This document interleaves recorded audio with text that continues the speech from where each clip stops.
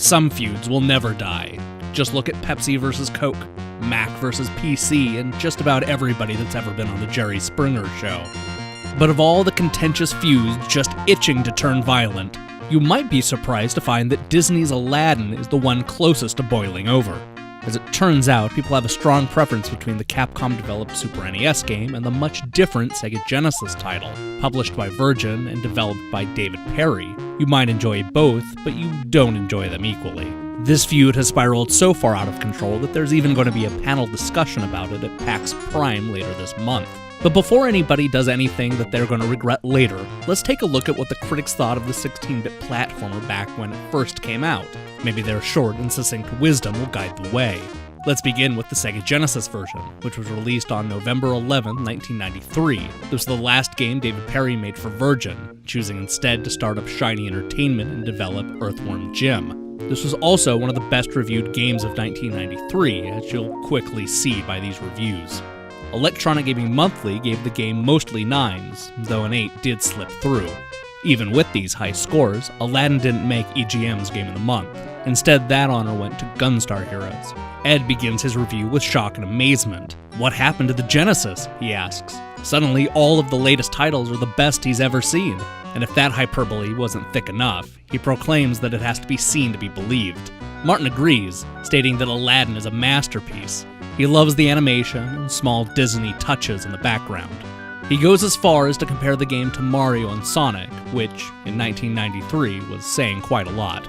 Game players loved Aladdin, giving the game a 90% out of 100. Their review noted the skepticism they had after hearing the hype coming from the Consumer Electronics Show, but hype be damned, they quickly called Aladdin one of the best action games of all time. They're talking history, folks.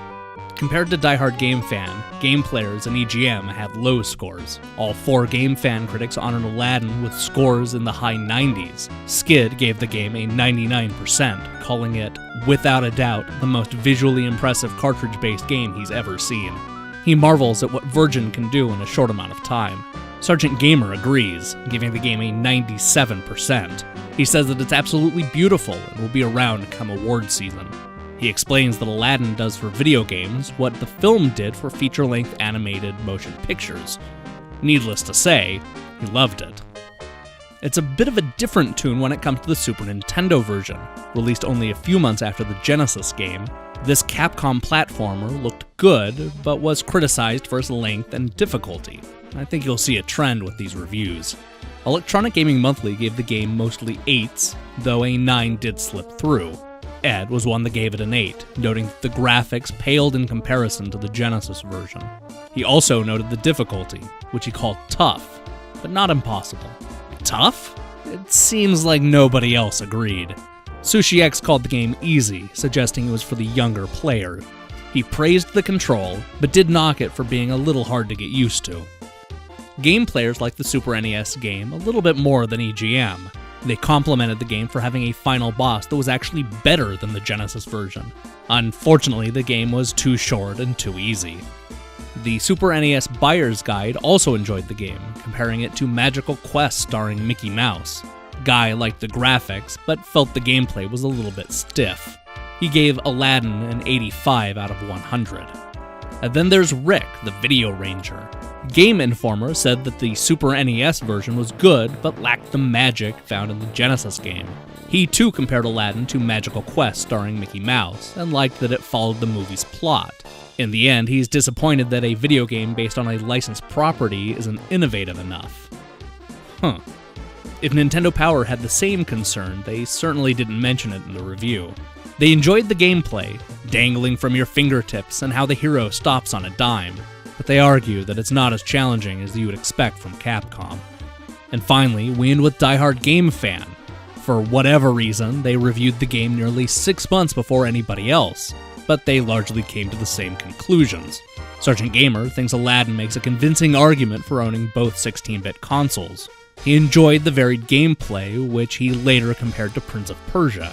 He also calls it one of the best games of the year. But even with that praise, he only gave the game an 87% out of 100. When we average the critics' scores together, we find that the Sega Genesis version had the edge with 92%. The Super NES is no slouch either, averaging 84%. Both games had well over a dozen reviews when they first came out, and they were later remembered when handing out year-end awards. If you'd like to read any more of these reviews, as well as several more that we didn't have time to fit into this video, please check out defunctgames.com. I'll leave a link in the description pointing you directly to the archived reviews. Also, make sure and hit that subscribe button and support what we're doing here.